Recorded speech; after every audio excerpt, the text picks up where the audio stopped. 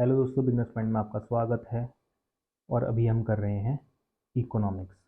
ठीक है। Unit second first कर लिया है। फर्स्ट और सेकंड कंप्लीट हो गई है। और ये वाली नहीं देखी तो प्लेलिस्ट बना रखी है, उसमें जाकर आप देख सकते हैं। अब करेंगे current challenges facing the Indian economy.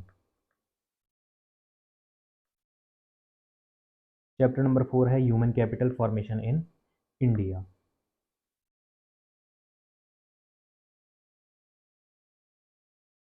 The wisdom of expending public and private funds on the education is not to be measured by its direct fruits alone.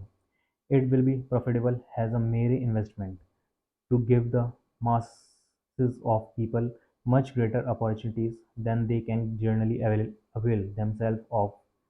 For by this means many who would have died unknown are unable to get the start needed for bringing out their latent abilities.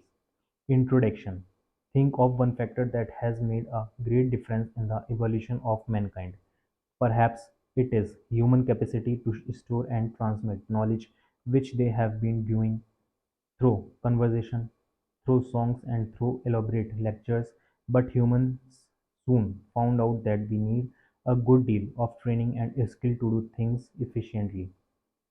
We know that the labor skill of an educated person is more than that of an uneducated person, hence, the former is able to generate more income than the latter, and his or her contribution to economic growth is constantly more. Education is sought not only as it confers higher earnings capacity on people but also for its other highly valued benefits. It gives one a better social standing and pride. It enables one to make better choices in life. It provides knowledge to understand the changes taking place in society. It also stimulates innovations. Moreover, the ability of educated labor force facilitates adoption of new equal size unit how it is that yield is more than mine. ये वाला जो बंदा है जो मुझे लटका के खड़ा है, इससे पूछ रहा है जब मेरी ज़मीन और तुम्हारी ज़मीन बराबर है तो फिर तुम्हारे पास ज़्यादा फसल कैसे हो सकती है। Technologies. Economists have stressed the need for expanding educational opportunities in a nation as it accelerates the development process. What is human capital? Just as a country can turn physical resources like land into physical capital, like factories, similarly, it can also turn human resources like nurses, farmers, teachers, students into human capital like engineers and doctors. Societies need sufficient human capital in the first place in the form of competent people who have themselves been educated and trained as professors and other professionals. In other words, we need good human capital to produce other human capital, say nurses, farmers, teachers, doctors, engineers. This means that we need investment in human capital to produce more human capital out of human resources. Let us understand a little more of what human capital means by posing the following questions. What are the sources of human capital? Is there any relation between human capital and economic growth of a country? Is the formation of human capital linked to people's around development or has it is now called human development? What role can the government play in human capital formation in India? ये सब सवाल हैं जो उठते हैं। Sources of human capital. पहले human capital क्या होता है? जितने भी क्या होते हैं, फार्मर्स होती हैं, नर्सेज होती हैं, टीचर्स होते हैं, स्टूडेंट्स होते हैं, ये सब किस में कन्वर्ट होते हैं? ह्यूमन कैपिटल में। जैसे कि इंजीनियर, डॉक्टर्स, ये सब क्या होते हैं? Human capital. ठीक। अब इसके सोर्स क्या हैं? Investment in education is considered as one of the main sources of human capital.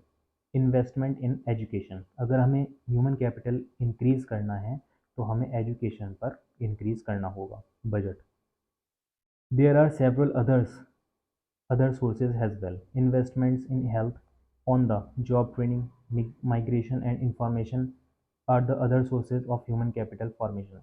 Why do your parents spend money on education? Spending on education by individuals is similar to spending on capital goods by companies with the objective of increasing future profits over a period of time. Likewise, individuals invest in education with the objective of increasing their future income. Like education, health is also considered as an important input for the development of a nation as much as it is important for the development of an individual. Who can work better, a sick person or a person with sound health? A sick labor without access to medical facilities, is compelled to abstain from work and there is loss of productivity. Hence, expenditure on health is an important source of human capital formation. The amount of money spent on preventive medicine, vaccination, curative medicine, medical intervention during illness, social medicine, spread of health literacy, and provision of clean drinking water and good sanitation are the various forms of health expenditures. Health expenditure directly increase the supply of healthy labor force and is thus a source of human capital formation. Firms spend on giving on the job training to their workers. This may take different forms. One, the workers may be trained in the firm itself under the supervision of a skilled worker. Two, the workers may be sent for off-campus training. In both these cases, firms incur some expenses.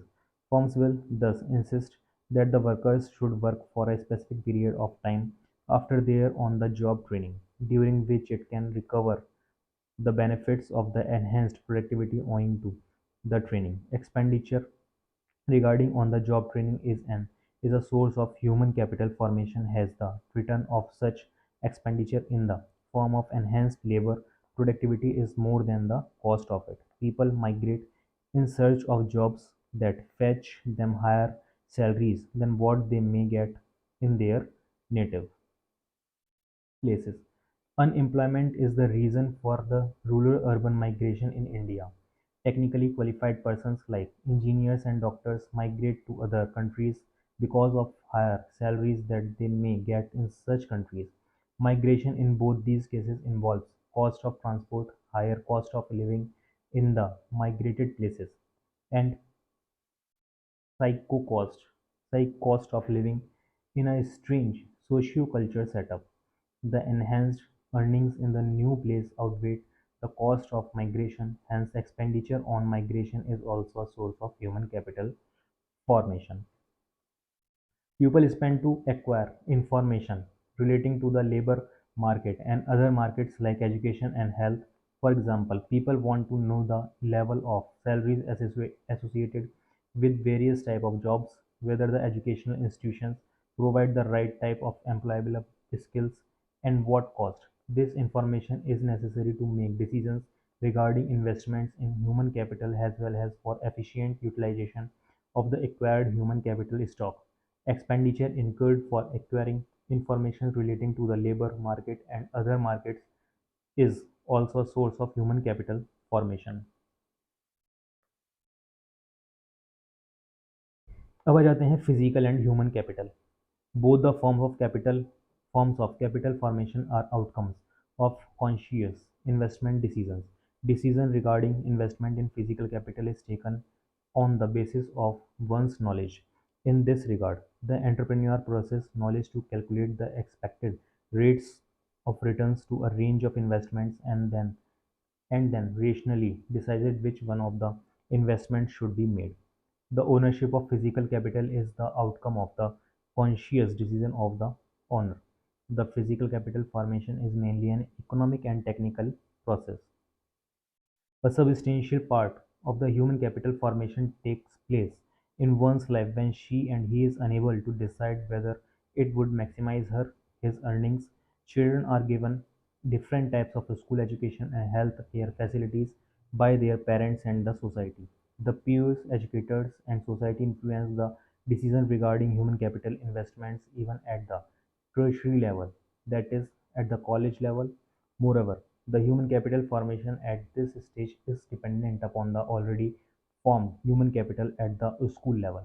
Human capital formation is partly a social process and partly a conscious decision of the processor of human capital. You know that the owner of a physical capital, say a bus, need not be present in the place where it is used, whereas a bus driver who possess the knowledge and the ability to drive the bus should be present when the bus is used for transportation of people and materials. Physical capital is tangible and can be easily sold in the market like any other commodity. Human capital is intangible. It is endogenously built in the body and mind of its owner. Human capital is not sold in a market. Only the service of the human capital are sold, and hence there arise the necessity of the owner of the human capital to be present in the place of production. The physical capital is separable from its owner, whereas human capital is inseparable from its owner. The two forms of capital differ in terms of mobility across space. Physical capital is completely mobile between countries, except for some artificial trade restrictions. Human capital is not perfectly mobile between countries as movement is restricted by nationality and culture. Therefore, physical capital formation can be built even through imports, whereas human capital formation is to be done through conscious policy formulations in consonance with the nature of the society and economy and expenditure by the state and the individuals. Both forms of capital depreciate with time, but the nature of depreciation differs between the two. Continuous use of machine leads to depreciation, and change of technology makes a machine obsolete. In the case of human capital, depreciation takes place with aging but can be reduced to a large extent through continuous investment in education, health, etc. This investment also facilitates the human capital to cope with change in technology, which is not the case with physical capital. Nature of benefits flowing from human capital are different from that of physical capital. Human capital benefits not only the owner but also the society in general. This is called external benefit. An educated person can effectively take part in a democratic process and contribute to the socio-economic process progress of a nation. A healthy person, by maintaining personal hygiene and sanitation, stops the spread of contagious diseases and epidemics. Human capital creates both private and social benefits, whereas physical capital creates only private benefit. That is, benefits from a capital good flow to those who pay the price for the product and service produced by it. The concept, the con, भाई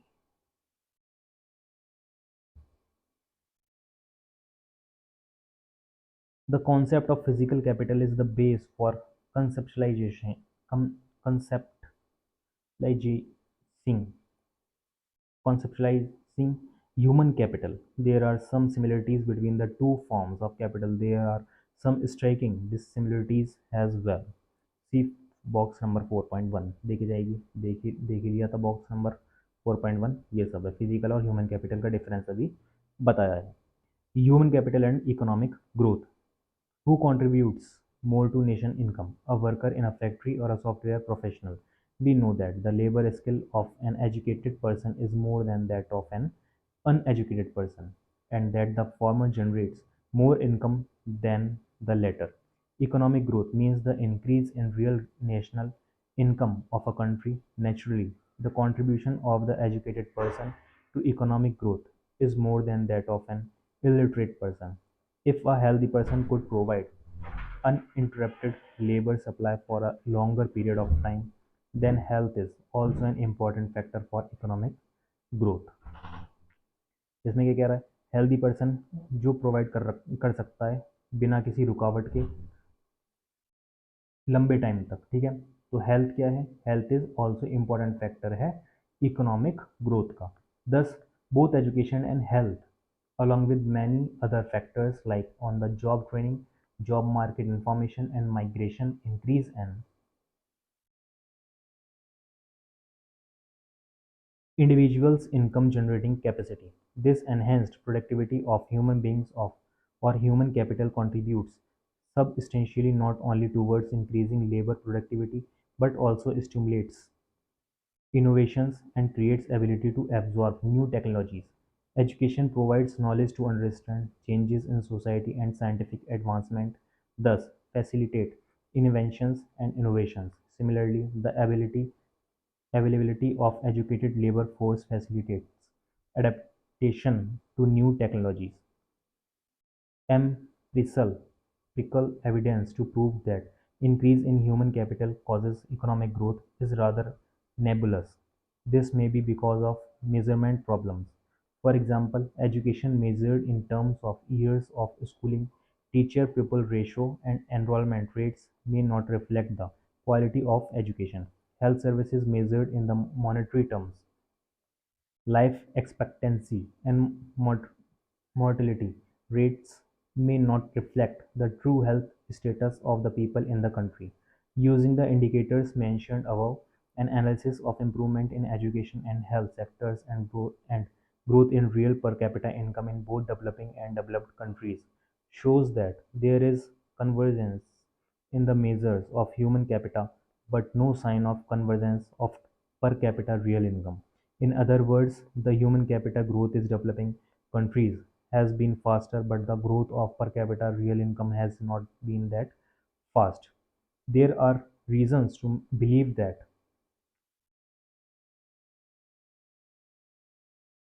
causality between human capital and economic growth flows in either directions. That is, higher economy, higher income causes building of high level of human capital and vice versa. That is, high level of human capital causes growth of income. India recognized the importance of human capital in economic growth long ago.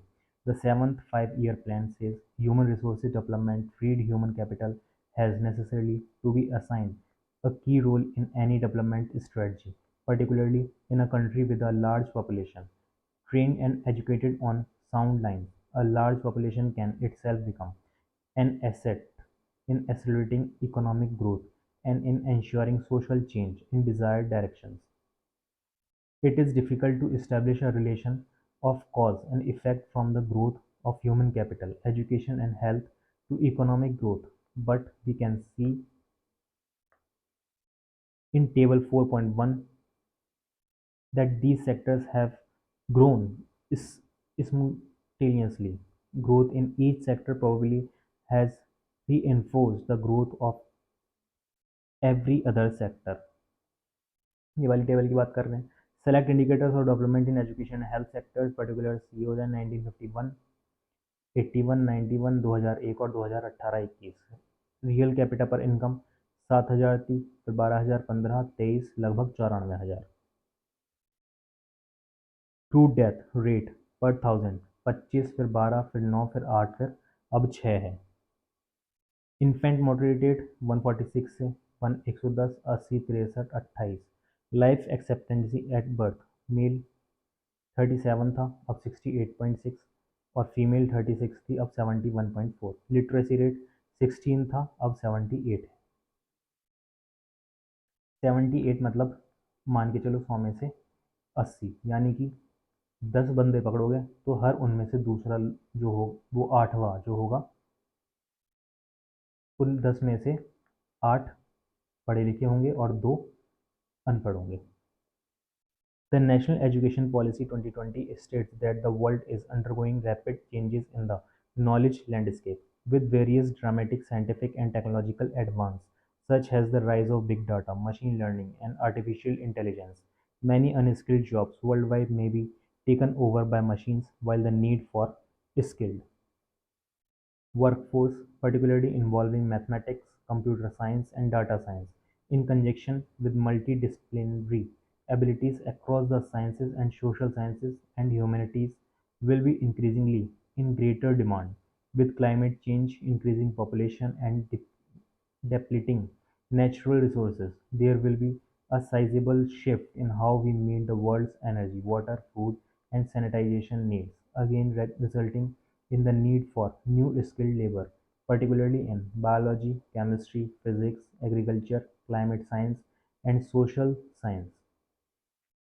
The growing emergence of epidemics and pandemics will also call for collaborative research in infectious disease management and development of vaccine, and the resultant social issues heightens the need for multidisciplinary learning.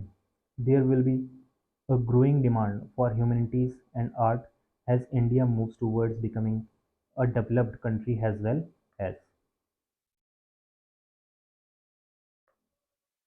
Among the three largest economies in the world, the policy vision suggests how human capital formation in India will move its economy to a higher growth trajectory based on knowledge landscape. जो भी है पूरा human capital का जो बताया है, ठीक है, वो क्या है? पहला है नॉलेज और दूसरा है हेल्थ। अगर हमें ह्यूमन कैपिटल बढ़ानी है, इंक्रीज करनी है, तो नॉलेज और हेल्थ पर ध्यान देना होगा। India has a knowledge economy. The Indian software industry has been showing an impressive record over the past 2 decades. Entrepreneurs, bureaucrats, and politicians are known now advancing views about how India can transform itself into a knowledge based economy by using information technology (IT). There have been some instances of villagers using email which are cited as examples of such transformation. Likewise, e-governance is being projected as the way of the future. The value of IT depends greatly on the existing level of economic development. Do you think IT-based services in rural areas will lead to human development? Discuss अब ये discuss करेंगे human capital और human development में क्या difference है, और ये करेंगे अब कल।